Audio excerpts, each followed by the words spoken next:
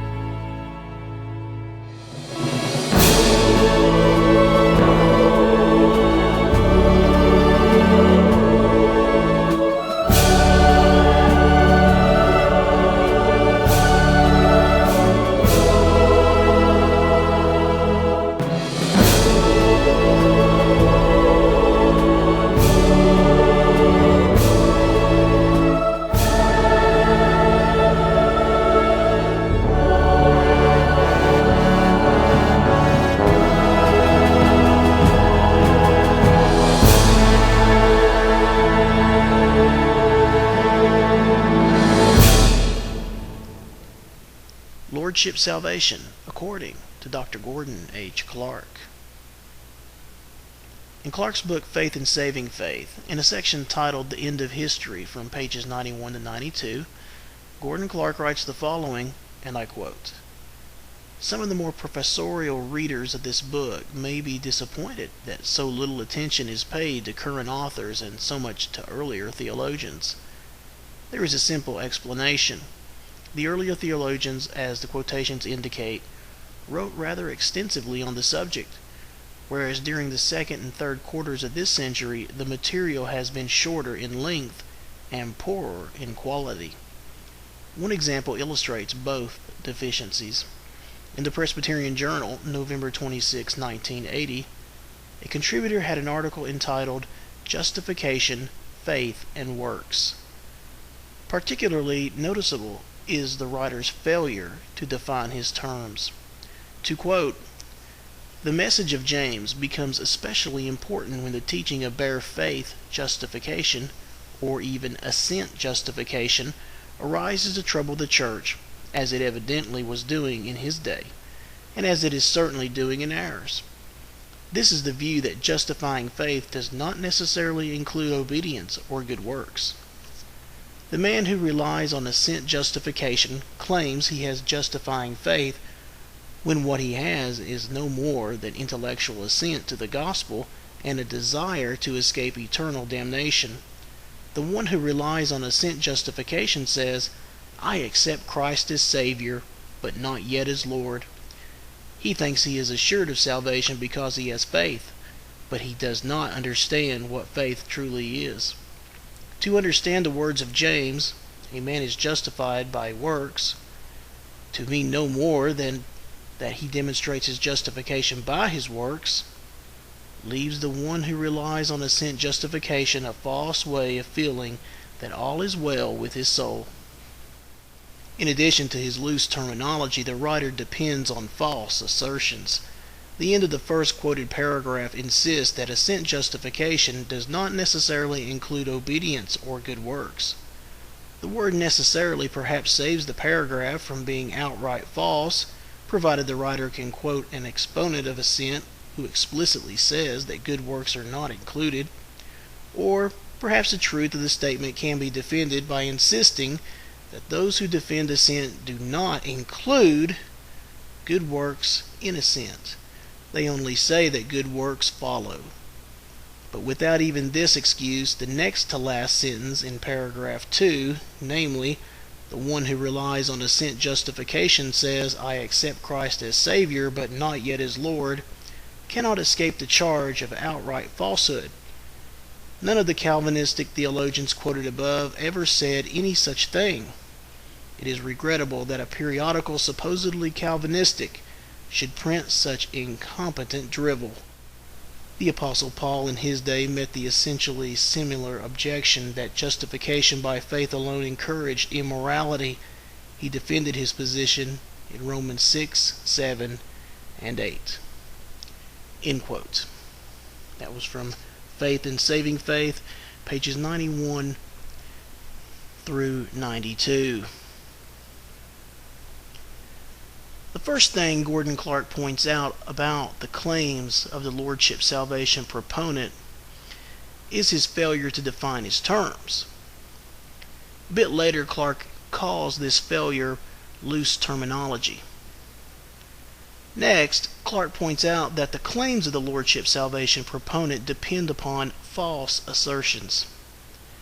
Clark demonstrates this when he points out that the line assent justification does not necessarily include obedience or good works is ambiguous. It could mean, for example, that the Christian life of one justified is a life that may not have any obedience or good works. This is false, for in Calvinism we teach that it is only the justified who do good works, though these good works are tainted with sin and not necessary to our salvation, but done out of gratitude to God for the saving work of Christ alone.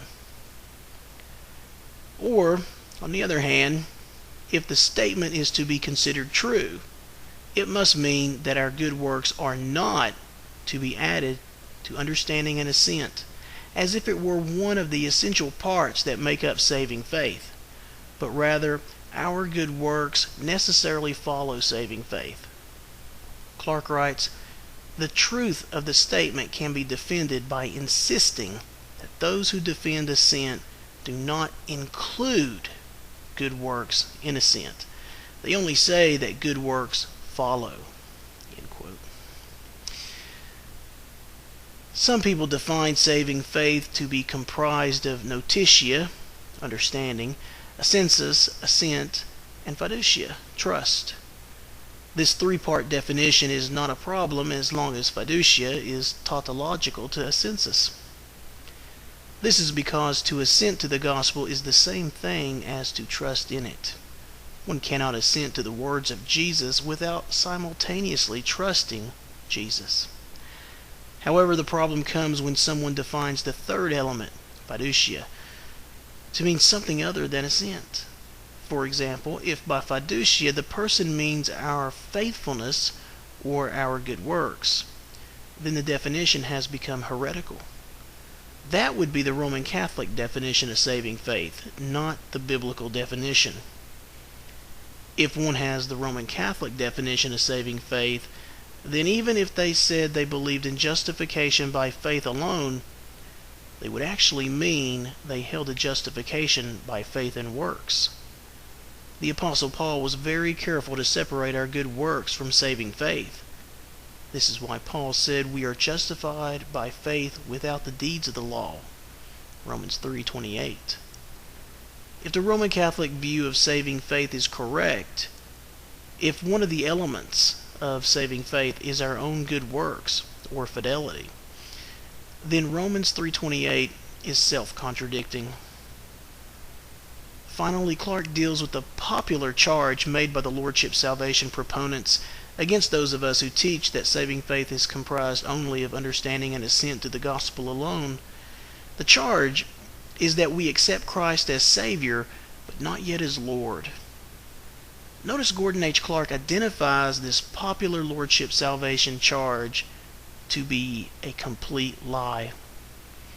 Clark wrote that the one making this charge cannot escape the charge of outright falsehood.